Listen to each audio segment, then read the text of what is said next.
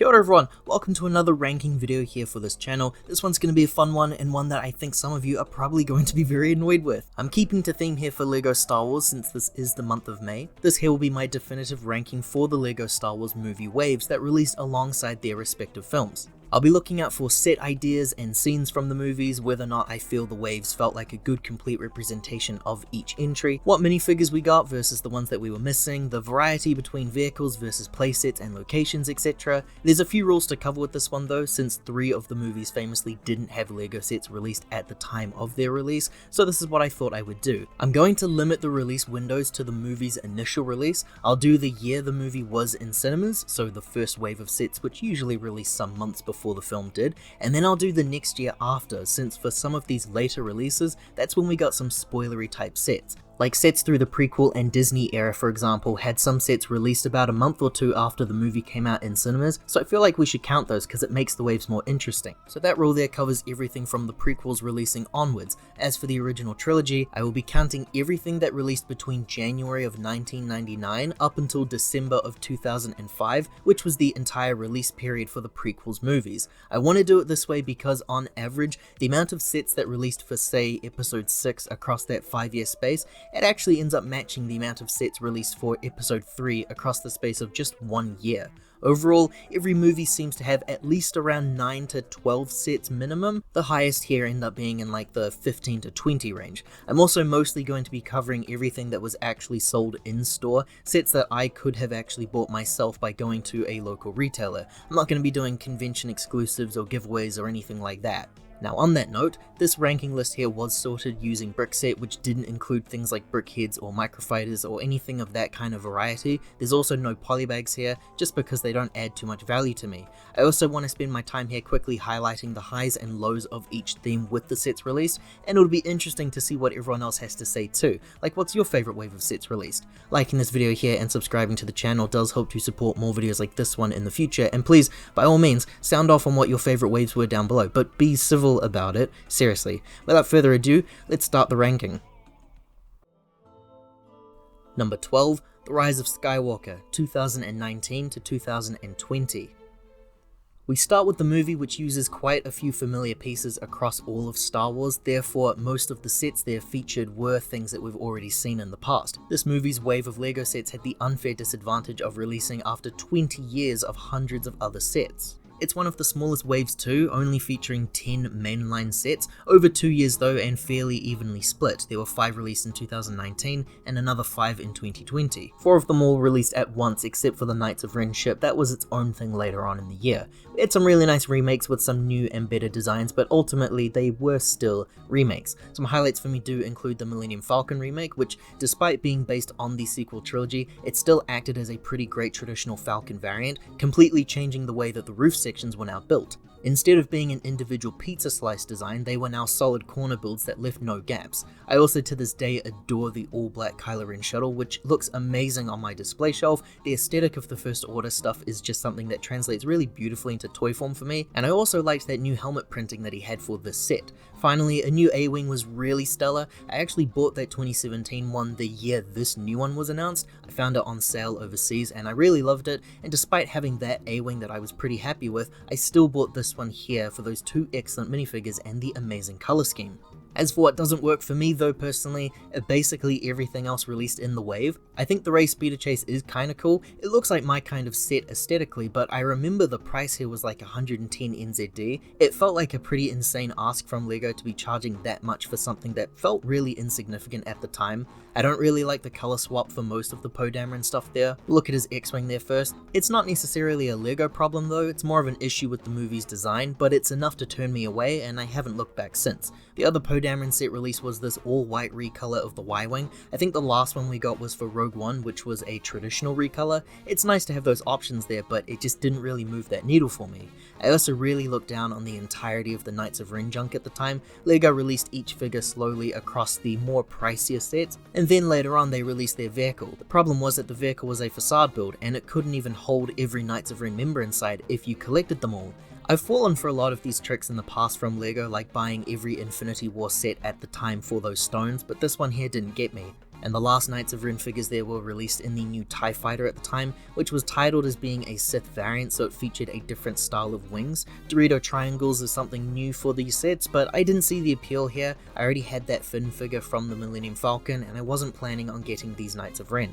Buildable Dio I actually do have, but it's a set that I realized soon after buying I didn't need. I don't really care for that character that much. I was just buying these brick build dudes at the time because the sub-theme had only just started. I thought it'd be possible to collect them all because I didn't know that LEGO were going to continue this even into 2025. The battle pack there featured red troopers, and that's a pretty cool set to have there, but my feelings towards those troopers aren't of excitement, so I appreciated the release, but I wasn't that attached to collecting more of them. Missing things there, I can't believe we never had a Death Star playset of any kind. That scene in the movie just felt like it would be made for toys and merchandising, and we got nothing. And that movie also introduces this crazy Sith temple place with like lab junk and dead clones, and of course a decrepit Emperor, and none of this made its way into LEGO sets. The Emperor was finally released as a figure in one of those books. That's really cool, but the books are pricey and I would rather buy actual sets. The final movie didn't receive any playsets of any variety. That made 2 Disney Star Wars movies in a row that just featured a wave of vehicle-based stuff, and that's fine, but I want something in the form of a display area. I also really like that Resistance base and Galaxy's Edge stuff from this era, so I'm still waiting for something in the form of that for like a base hideout build. I think there's some good stuff in there, but for me at least, this was the weakest release for LEGO Star Wars. Number 11, Solo 2018. From here on out, we reach waves that I think are pretty much solid. Everything from here on I thought were really good, which made the ranking stuff a bit more tricky for me. Solo there only had 8 sets released in total, and only over the course of 1 year. It released in 2 waves though. The first batch there released in April, just 1 month before the movie released in May, and then we had these 3 really cool sets released later on in August. That battle pack there's pretty decent, I think. The minifigures are really solid, and the speed is really cool. It's the original Trilogy era, and I think that these speeders were actually used in the movie, so bonus points for that. It paired really well with this new Star Wars equivalent of like a convertible build. I thought the set here was really cool, and the weird villain vehicle that went alongside it was also decent. These are 2 sets that LEGO will literally never remake. I like Han's speeder more than that villain one though, just because of how bulky and dull that one is in its colours. It kind of drags it down for me a little. But this wave here also closed off with 2 amazing sets. I'll talk about the Falcon here again because it's actually the one set from this initial wave that I missed. I couldn't justify buying another Millennium Falcon at the time, which is insane looking back now because I did end up getting that episode 9 one the very next year. The set here features amazing minifigures, but that's also the most annoying part of this wave. They made Lando exclusive, which absolutely tracks and that makes sense to me, but they also made the default appearance of Han, Chewie, and Qi'ra also exclusive to this set as well. Now I probably need to mention though that Han and Chewbacca do appear in a Comic-Con set that released along the same time. This is also annoying because that set is just as expensive in the aftermarket now as the Falcon. It's one of the sets here that I really regret not buying at the time. But the next amazing set is the TIE Fighter build. It's arguably one of LEGO's best TIE Fighter models released, and many would argue the last great one that they made. LEGO would then resize and change their model scales soon afterwards, so at the very least, this was the last great looking play scale one in that traditional size. That trooper with the cape there's one of my favorites from the line, such a cool minifigure. And then the final 3 sets released later on in the year, they all represented the same scene from the movie, which was the train heist. The smaller set there was the swooping bikes that featured some space pirates. It also gave us a standard Woody Harrelson figure, which was really cool to see. That's a great looking set and some great looking figures too. The train I really appreciated, even though it didn't interest me that much at the time. The new range trooper figures looked awesome. It reminded me of Helgar soldiers, and both Han and Chewie were exclusive here. The Big Rig hauler vehicle featured some amazing minifigures there with Rio and Val and 2 of Dryden's henchmen, all featuring unique head molds and expressions. And they were also included with a brand new Qi'ra, even though she and those henchmen were not in this scene in the movie. The highlight being the fact that it was interactive with the train, but I didn't want to go out and get just one of the sets, so I had to skip out on both of them, but they're very cool. Some personal downsides with this wave, again, no playsets, it really bothers me, and annoyingly, no main villain of Dryden Voss in any of the sets. Incredibly bizarre to have his henchman and his associate in Qi'ra, but no Voss himself. I just feel like his office with Dryden and Han and Qi'ra as the minifigures would have been a perfect set for this wave. Also, the fighting ring where they meet Lando and his droid companion L3. Like, L3 not being included in the Falcon is a pretty big miss and a really strange omission. Still, overall, a pretty solid wave for the future retro feeling vehicles. Number 10, The Empire Strikes Back 1999 to 2005. It's possibly controversial here, but these sets to me are just fine. They do enough to cover the main elements at play, which is basically just Hoth. It gets the edge over the last two waves there because this series does actually include something in the form of a playset. 9 sets here released in total over the course of 6 years. We saw some interesting attempts at designs that would only be perfected with models later, and one of the rarest releases of all time still to this day. The wave there of sets actually opens and closes with a snowspeeder. How about that? So the first one there released in 1999, and these things have looked eerily similar since the very beginning, which I take to mean that the LEGO team pretty much nailed this thing from the get-go. The last one there was released in 2005, a good while after the previous one, and from the images they look near identical. Even the minifigures here appear to be the same, as if this here was a straight remake. Just one AT-AT Walker build there, but again, I still think it looks pretty good even by today's standards.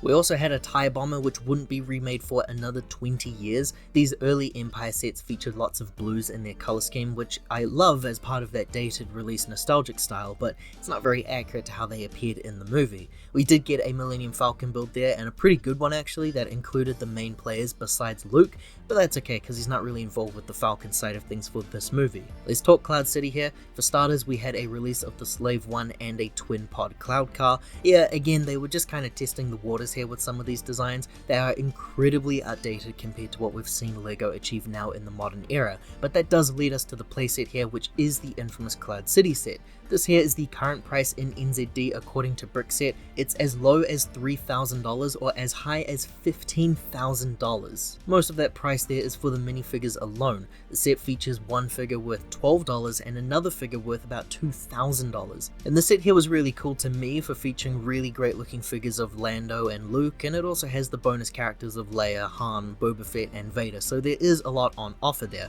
My hot take has always been that I think the set's just okay. The most surprising thing to me for the set was discovering that there's a massive landing pad attachment at the back. The pictures just don't really show this, and the only time I've ever seen this was from this image of the box. It's a pretty cool looking playset though, and the only one so far. See, my favorite set from this release was actually the Yoda's Hut one that also contained Luke's X-Wing. These would be remade over the years, but separately. They never made another set that featured both an X-Wing and Yoda's Hut combo release, which I would have liked to have seen. So my only request here would have been for more playsets. LEGO would go on to really make a name for themselves when it came to Hoth inclusions over the years, with sets that featured like caves and bases and all sorts of stuff, and something from this time would have been really nice to see, but I wasn't really involved with this era of LEGO Star Wars, so I'm sure there's plenty of other genuine requests that fans had at that time. Number 9, A New Hope 1999 to 2005.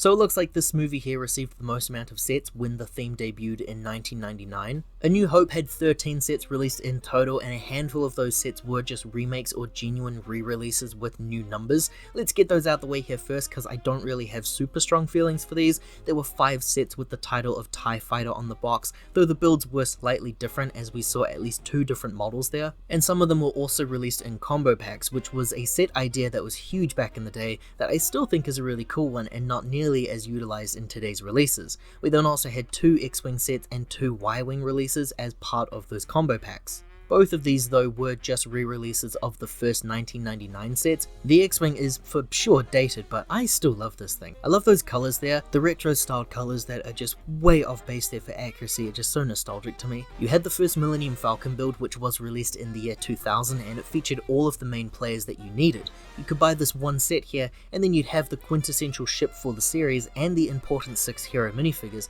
but boy is this thing ugly. I wish I knew what the general consensus was back in the 2000s for this thing. I have to assume that people thought it was cool because it was the very first one. My ignorance here is that I can't not think of how good those future models would be in comparison to this one. It's certainly a thing of the past. As for the other sets that I do really like, Luke's Landspeeder is such a goofy looking set, but it just has that charm that I miss from these outdated sets. It's such a simple model and it works very effectively to me. We would also see this idea of the droid escape set a couple times over their history, but I love the core idea of this release. It's usually my favorite type of a LEGO set, and it's a cheap way to get your two droid dudes. The Skyhopper is pretty infamous for never appearing in the movies, only being mentioned. LEGO released a set here of this vehicle, and I thought it was a pretty cool idea. It's the playset that really sold me here. It's the first Mos Eisley Cantina build. Yeah, the build is tiny, it's the smallest it would ever be, but the Greedo figure's a really cool guy to include here, and the Dewback mold is one that I wish I had myself. I love it just as much as I love the modernized remake of that creature.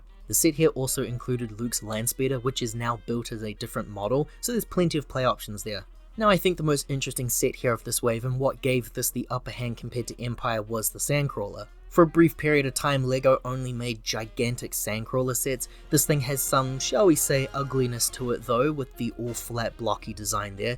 Just hundreds of bricks that are just building up, and very little detail around here, but the size is amazing, and I respect the hell out of a release this early on that didn't feature any of the main heroes in that figure list. This here was a set that was sold purely based on the build itself, nothing to do with the special minifigures. For me and what I'm into, there's a little too many remakes and re-releases here, but that would have just made sense business-wise, keeping those models out there for the new consumers to come and pick up. Something I wish that LEGO would consider nowadays, so I wouldn't have to pay so much in the aftermarket space. It took way too long for Yavin 4 to ever get anything released as a playset, so this does get knocked down a peg for that reason too. Number 8, The Phantom Menace 1999 to 2000.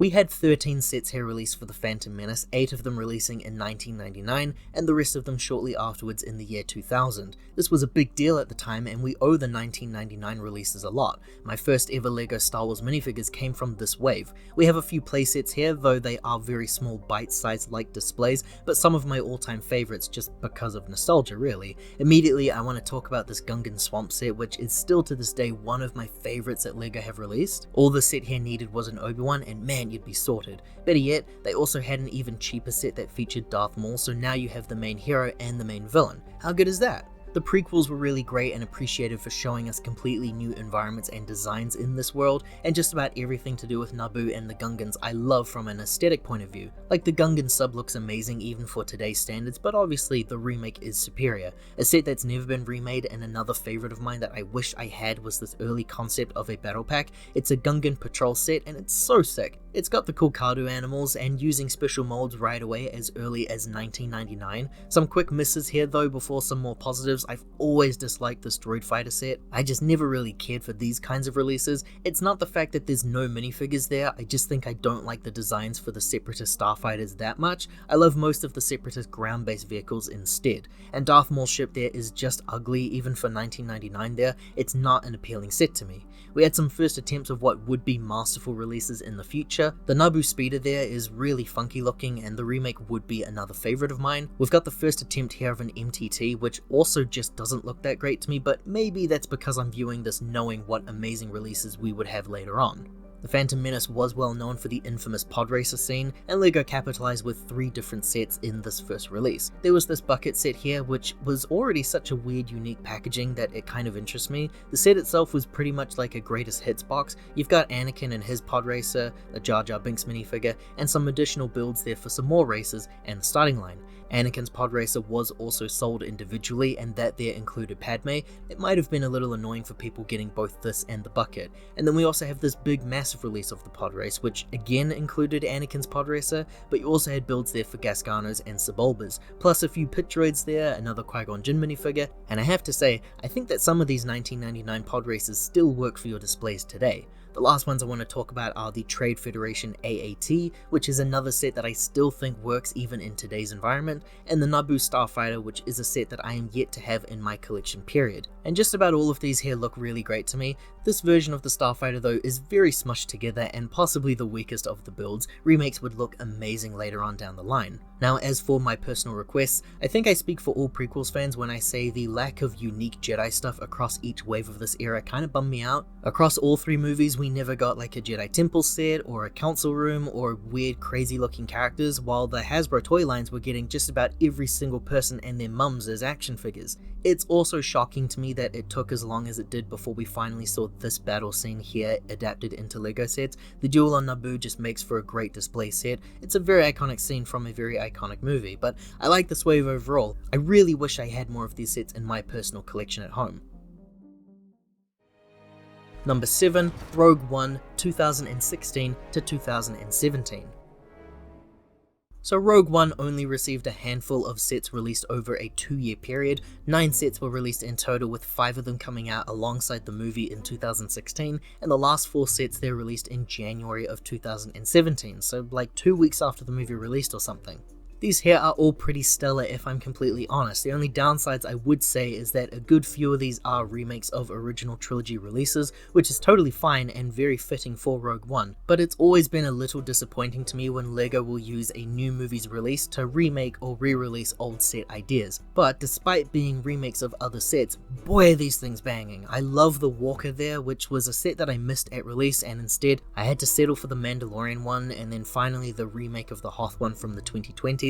This set here looks great, but I do remember it being pretty pricey at the time. That's what kind of turned me away from the Rogue One releases. This Y-Wing here I think is still the best one that they've released. The set's great and the figures were really unique for this release too, which just made it a bit more appealing. Some new Rogue One vehicles for this era though. The tank there was one that I thought looked really cool, but it started a trend where LEGO began releasing $70 NZD sets as the cheapest for the initial waves. I was in high school and jobless, so I was not affording stuff like that.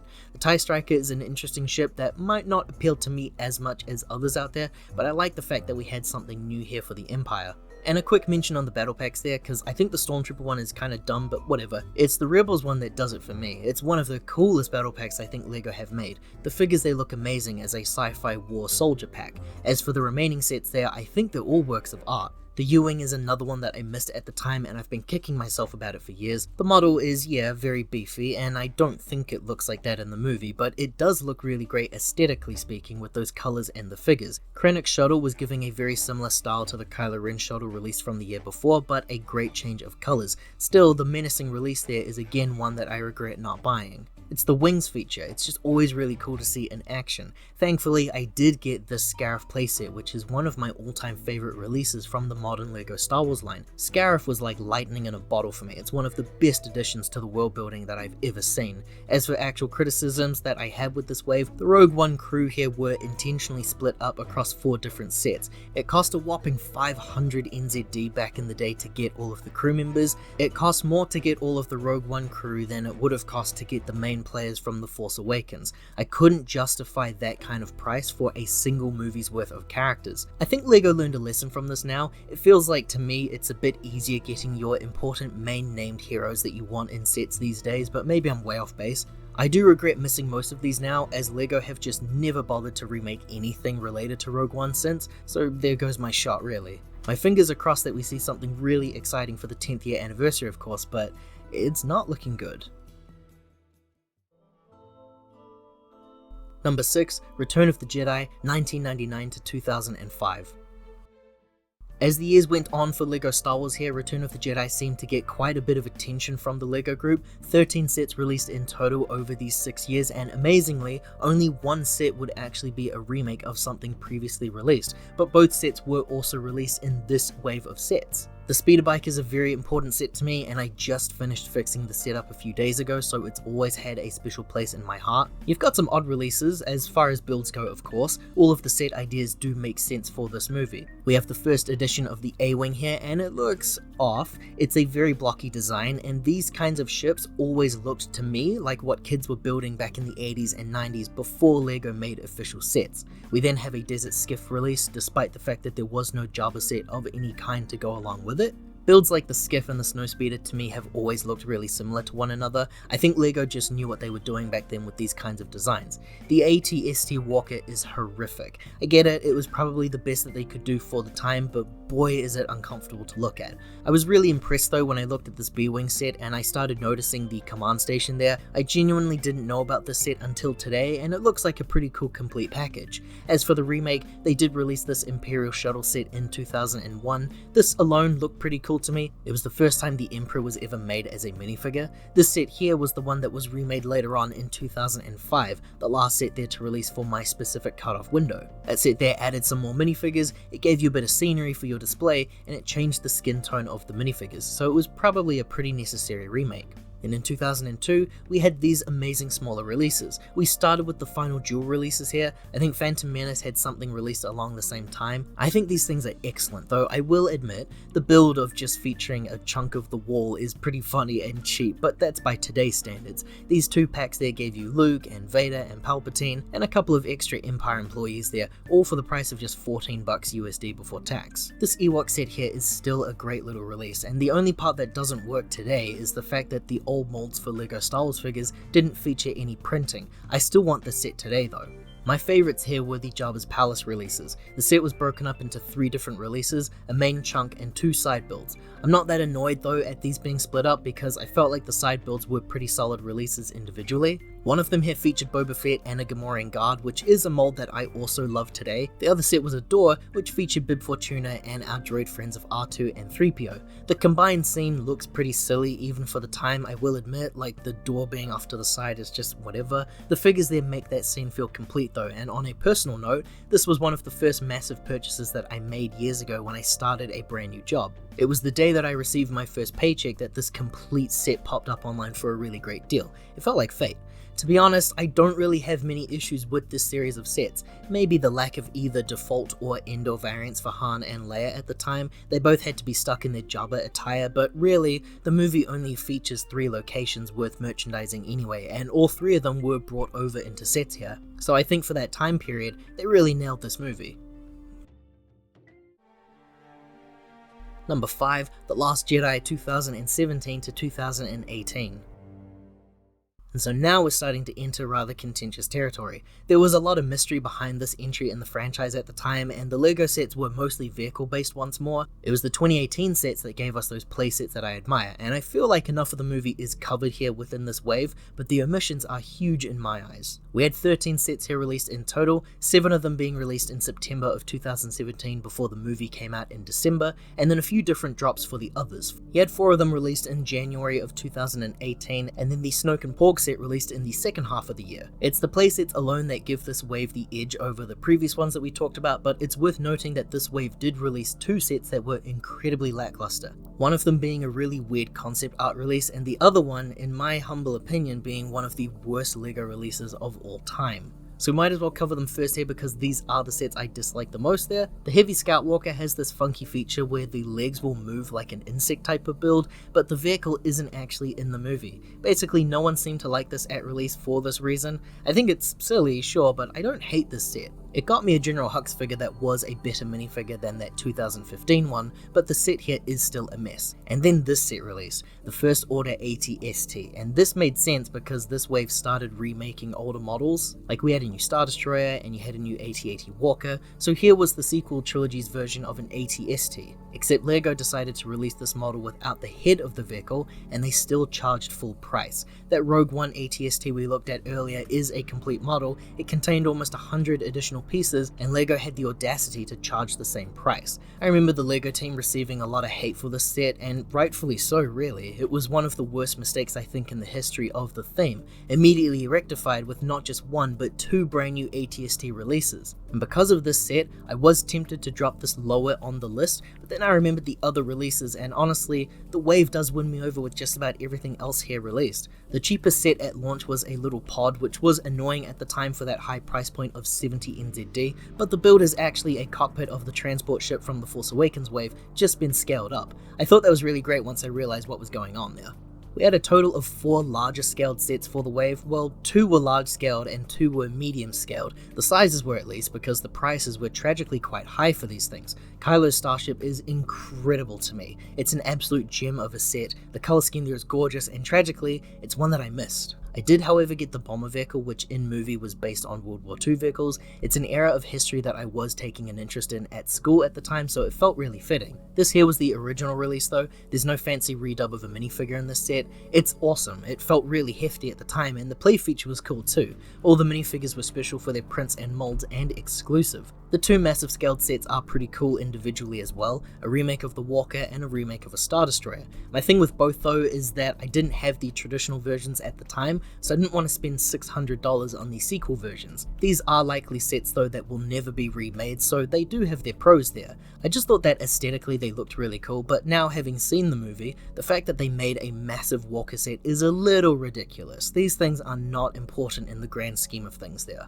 They got me when it came to the buildable BB-8 as well. I always wanted that R2-D2 that they released in 2012, but I missed it of course. So seeing this one, I started really getting into the idea of these brick-built models, as I mentioned with the Dio. It leads us to the Porg, which was another one that I got there. The Porg is just as cool, but realistically, if the Porg had released a little later down the line, when LEGO had established that they would be making tons of these brick-built models, then I probably wouldn't have bought the Porg, just like I wouldn't have bought the Dio. At the time though, I thought it would be a total collection of like 3 sets. I got the Yoda, which was another one that I don't need. And the battle pack here was a cannon with box art showing its placement on crate. The appealing figures there were the Executioner Troopers. They're fine, but I didn't like the other officer figures there being included over a regular First Order Trooper. It's the playsets again that I loved. This little island really helped me get back into buying LEGO at the time. I like to think that maybe they had some feedback on the fact that Han and Chewie weren't available in cheaper sets, so here's Luke in one of the smallest releases. And I also remember once I heard about the set and deciding to buy it, it actually got released early in my country, like before the movie came out. And it also released for only $39 NZD, which was the wrong price. It was meant to be $50 NZD. It felt really special at the time, and yeah, I think I had this set like 2 weeks before everyone else did. And as for the Snoke set, it's another one that I love. Here, LEGO took the 3 most appealing characters from the biggest scaled sets, and then they dumped them into this one, and it costs less than what Kylo's Starfighter did. This is how I got my Kylo Ren figure, that really cool Rey figure I like, and the really cool Snoke figure, plus some really crazy Gamorrean guards too. It was also one of the first sets that I bought when I started making some real money in the world, so it's sentimental to me as well. Really, it was only this set that featured anything that formed a playset for crate. It was the speeder here, which does look great, and I would have loved to have bought this at the time, but I didn't want to get just the speeder without the big walker and junk. No actual crate-based playset is a little disappointing, and no new Carrie Fisher minifigure throughout this wave here is also a crime. Truly despicable. She has some of the best costuming in the entire franchise in that movie, and I'm still waiting for an official minifigure. And to back up the crate thing, that duel between Luke and Kylo would have made an amazing duel set. Number 4, The Clone Wars 2008. So something I learned while doing this, Clone Wars becomes very complicated given the release of these alongside the movie and the show. The movie released in cinemas in August of 2008. The cartoon then aired in October, also in 2008. So there was a very short window between releases. Now looking at the products, there were a whopping 23 LEGO sets released under the Clone Wars banner during 2008 and 2009. But here's the problem, a good chunk of them were actually directly linked to the cartoon series, not the movie. If I'm going by Brickset's rules there, Brickset themselves have only tagged 8 sets releasing at the time to be tie-ins with this movie specifically, so for the sake of this video, I'm only going to be looking at those 8 sets, as everything released in 2009 apparently was based on the cartoon series and not based on the movie. But before getting into it, let me clarify that if you decide that all of those sets should count there, then Clone Wars is easily, in my mind, the best release ever that LEGO have done for LEGO Star Wars, period. And that says something too, because the playsets released across this sub-theme are incredibly slim. As it stands, if we're just looking at the 8 sets that released for the movie specifically, then I think the wave is still really strong. It was only missing a handful of things that the cartoons waves would immediately fix. If you were a fan of clones fighting droids, this whole wave was made for you. We had 2 solid Separatist ships there with a bunch of figures and vehicle builds. A little fact about these releases and the Anakin Starfighter is that the box seems to change to a new design, and I don't really recall my LEGO history that far back, so I'd love to know what's going on there. We also had a Spider Droid release set, which gave you a small duo of troopers to battle against there, and as for troopers, one really cool vehicle build of the Torrent set, and this was only the beginning as far as clone vehicle sets would go during this era at least. We had a few Jedi releases there. I already mentioned Anakin Starfighter earlier. These have always been a favorite of mine personally. It's such a cool design for both this gen and the Revenge of the Sith era too. You got the figures of Anakin and R2 there, but they were also included in the Twilight set, which has never really appealed to me if I'm honest. Everyone in this set here was released in other sets, and I'm surprised to learn that the set was actually one of the more expensive ones, and a quick mention for one of the strangest releases at the time, which actually acted as a pretty good investment set. The Magna Guards got their own Starfighter released, and this is where the issue comes in with movie and cartoon sets, because I do not remember these guys having a major presence in the movie. I could be wrong there though, it's been a while since I watched it. They look really good, and Grievous was coming later on in sets based on the cartoon, so these guys were perfect just for sitting aside and waiting. As for my two favorite sets for this wave, this here was one of the hardest LEGO decisions I've ever had to make in my life. I had to choose between the gunship and the ATTE, and when I was a kid, I remember spending a long time afterwards trying to figure out how I could get my hands on both of them. The gunship appears to be everyone's white whale when it comes to LEGO Star Wars sets, any variant of it really, besides the red one, which we all thought was cool, but it's just not the same, is it? It's just not the same. The set here featured a speeder bike and the characters of Obi-Wan, Plo Koon, Asajj Ventress, and Commander Cody. You honestly could not have a better set of named characters there. This is also the only set, to this very day, that gave you an Asajj Ventress in her default appearance, which is actually more annoying than anything. It's an amazing looking set that still holds up today. I mentioned it was between this or the Walker, and as a kid I chose the Walker, and I still love it to this day. I think from memory this was the first big set that I built as a kid. It just felt so unreal to have something like this in my collection at the time, so I've always treasured it. A droid speeder, Captain Rex, Anakin and Ahsoka, plus the extra inclusion of Stinky made it feel like a solid complete package. The remakes for all of these would be amazing, and I would somehow manage to miss out on just about all of them. It's a really cool wave that just needed something in the form of playsets, but I still love the general ideas there for the most part. The Clone Wars cartoon would give us some great minifigures and great set releases, even starting as early as the very next year. Truly one of LEGO Star Wars' best eras. Number 3, The Force Awakens 2015 to 2016. This was the big one. It was a brand new chapter for Star Wars and the anticipation was palpable. This was a monumental event for me in my life, just waiting for this movie to release and paying very close attention to everything regarding trailers and posters and merchandising so I could try my best to piece things together. Now 13 sets released in total for this movie, and again, once more, we did have a few remakes here from previous set ideas. I also firmly believe that these releases benefited from having the extra sets that released in 2016. Only 6 of them, and 2 of them were battle packs for the movie, but those inclusions alone is why this movie's sets are as high as they are. Because the initial wave of sets, looking back nowadays, it's fine. There's some great stuff in there, for example, like Kylo Ren's shuttle, which really excited people at release, myself included. I thought the gimmicks with the wings were crazy, and it was so exciting waiting to see how LEGO were going to do the crosshead lightsaber. The issue then came down with the color choice. The all-black remake for the Rise of Skywalker set was easily the better release, but keeping to the First Order, we had 4 sets there released for the bad guys in total, including Ren's ship. They did a brand new TIE fighter that was basically the same old design, but it had some red power miner looking chunk of crystals or something in one section. It just felt like remaking previous releases and changing things ever so slightly to justify a new release, but again, that's more based on the concept art and the design of the movie, not necessarily on LEGO themselves. As for the actual new vehicles for the movie though, I think the dropship is really cool. It's some classic military sci-fi type stuff there, and it also gave you 2 soldiers for heroes to battle against those troops. This here snowspeeder was actually something that was cut from the movie, which was crazy at the time because Hasbro also had action figures released that were based on characters also cut down or removed from the movie too. The fact that this thing here doesn't show up in the movie was reason alone for why I never got it. And then as for the heroes, Poe Dameron here featured an X-Wing recolor which looked amazing to me. I thought black and orange worked wonders, and yet I didn't buy this set. Rey also had her speeder as a set release. It's my kind of LEGO set. I felt like it was too small though to buy at full price at the time, so I waited until a year or so once it got into clearance. My personal connection with this wave though was that I did receive the Millennium Falcon for Christmas that year, and let me tell you, I was on cloud 9 that year. We'd just seen the movie like a week before Christmas, so everything was still really fresh for me, and the set's really great. It gave you the 3 new heroes of Finn, Rey, and BB-8, and it gave you the old version of Han and Chewbacca, plus some extra pirates there that I have used for my customs later.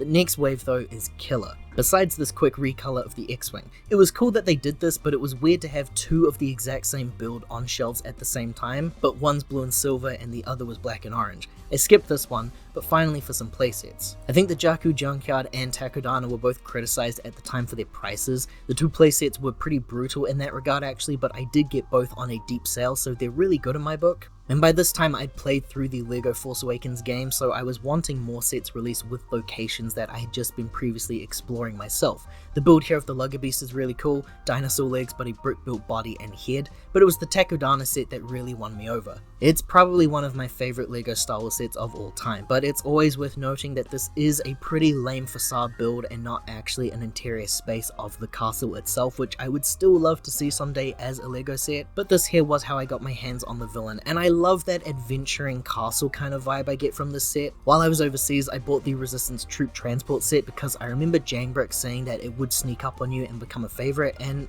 he was right. I think it might be one of the best Star Wars sets that LEGO did in that decade. Once I'd finished, it was one of the sleekest, coolest looking things I'd built at the time, though nowadays I think that's expected. I think the General Leia figure looks a little odd to me, and I do wish we had more older Leia figures than what we got. The battle packs here though, the first order one is a bit rubbish personally. The figures are appreciated, but the exclusive like officer guys, they're just not that interesting. It's the build though that ruins it for me. I don't think the turret is a cool looking thing. As for the Resistance pack, it's a little bizarre. I've always felt really 50-50 for the design of the Resistance guys in the movie. I think the speed is okay, it just looks a little unfinished on the sides there, but I love the helmets that they featured there, which had some weird movable jaw piece and a yellow visor that was built into the helmet. I might think it's odd, but I do like the attention to detail with this release. I think it's pretty solid, and I appreciated that the main characters were eventually scattered into other releases, so you did have a few options made available for you at the time as far as trying to get all of the main people. The two playsets is solid enough for me, though I would have loved to have seen some more for like a Starkiller base or a Resistance base as a playset, but otherwise I thought that this was a really great introduction for a new series of movies. Number 2, Attack of the Clones 2002 to 2003. Over more than 25 years of LEGO Star Wars existing, Attack of the Clones only has 21 sets released in total, with entire dedicated waves at the release of the movie, again in 2013, and then we were slowly drip-fed releases over the past decade. Looking at the initial releases there were 9 sets released in total, 6 of them released at the time in March and April of 2002, and the last 3 released in January of 2003. This one here is the Hellfire droid, which uses bionicle parts, and I do remember seeing a few of these at the time. We didn't cover the Phantom Menace Technic sets because those actually released outside the window for this video, but by this time, LEGO were all in with these kinds of Technic and bionicle-like releases. I don't really care too much for this one, so I'm just mentioning it here. Everything else that was released though, I am in desperate need of having in my collection. We'll check out the smaller sets here first. A Yoda and Count Dooku battle set here depicting the end fight scene, an amazing release idea, and Count Dooku was using the brand new lightsaber hilt for the first time ever. Then you had 2 small great sets for Anakin and Obi-Wan.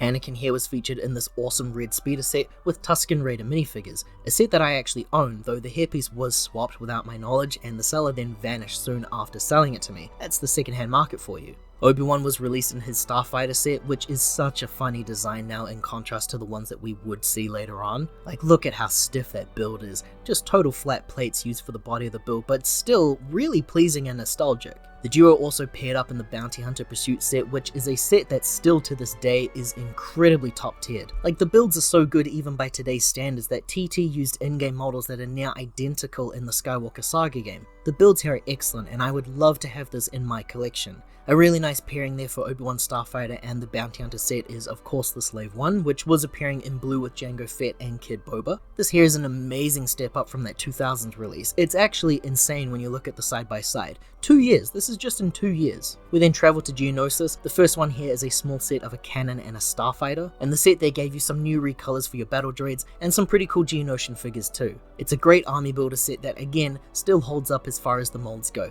They just needed some printing. And then you had these 2 beauties here, and it would happen again of course in 2008 and in 2013, and I've been waiting patiently for this to happen again ever since. The ATT is so funny to me, it's so close to the ground there. It looks like it was stepped on by another ATTE. It does have a speeder bike, and the clones made for some really great army soldiers. A really cool proof of concept there, but the remakes would just be perfection.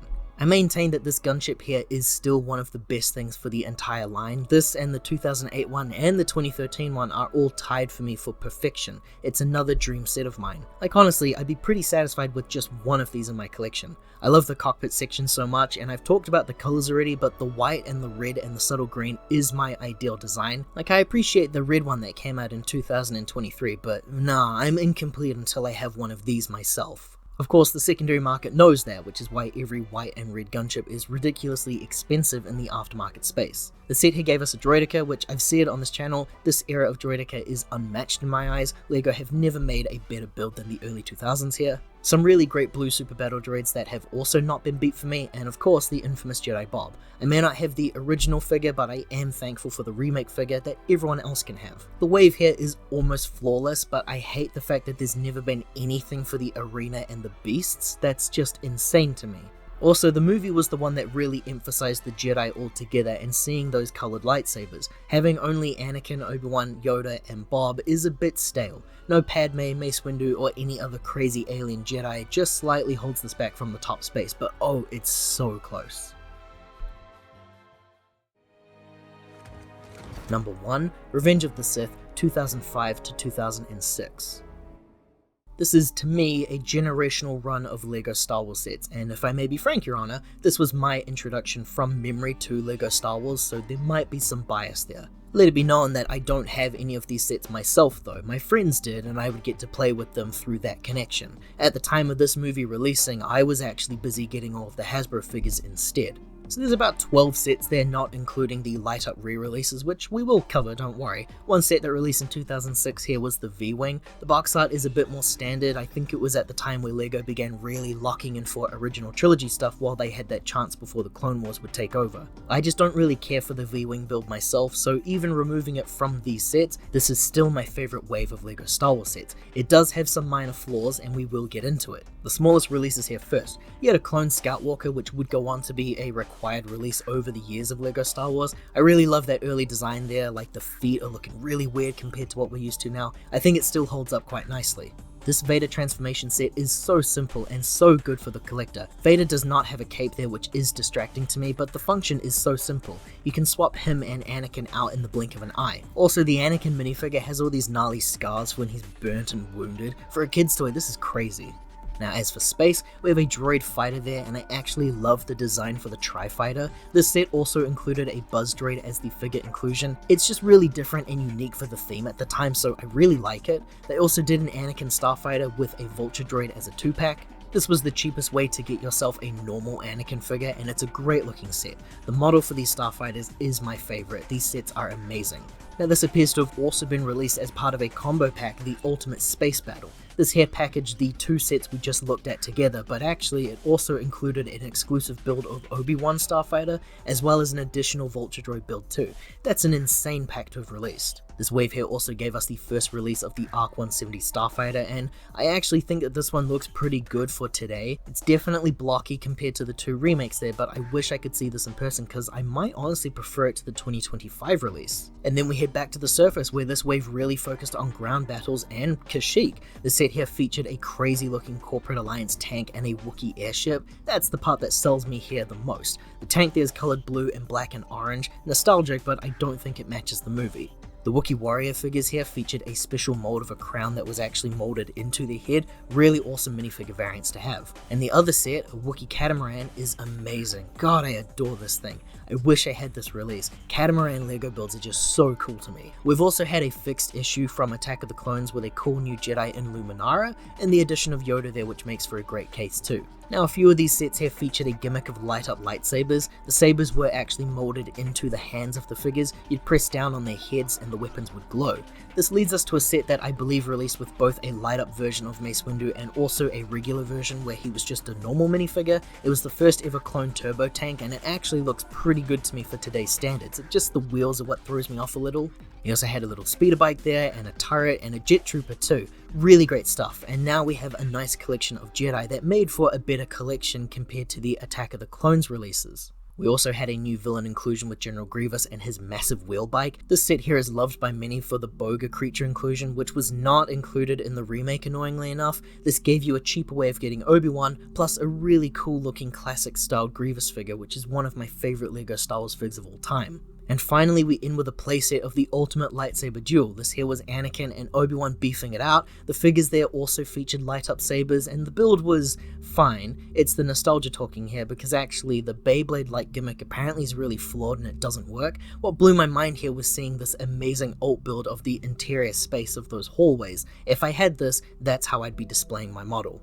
So there's a few things that this wave here overlooks. No Palpatine is crazy for this movie, and again, we could always use more Jedi stuff for the alien sides of things, but I think that this wave is pretty close to being perfect, and I'm jealous of everyone out there that have these sets for these prequel releases. That's my ranking overall. It's been great to go through some history here and to see just how much has changed with these LEGO releases. Like I said, I think every wave does have some great stuff on offer, and there's tons of sets there that I wish I picked up but I missed at the time. I know I complained a lot about remakes here, but there's also a good amount of sets I think deserve to have remakes today, like the Bounty Hunter Pursuit set, or just about anything that features Count Dooku would be appreciated. That's it from me today. If you enjoyed this rather lengthy list, liking the video here and subscribing to the channel does help to support more videos like this one in the future. Ka kite anō, take care, see you all next time.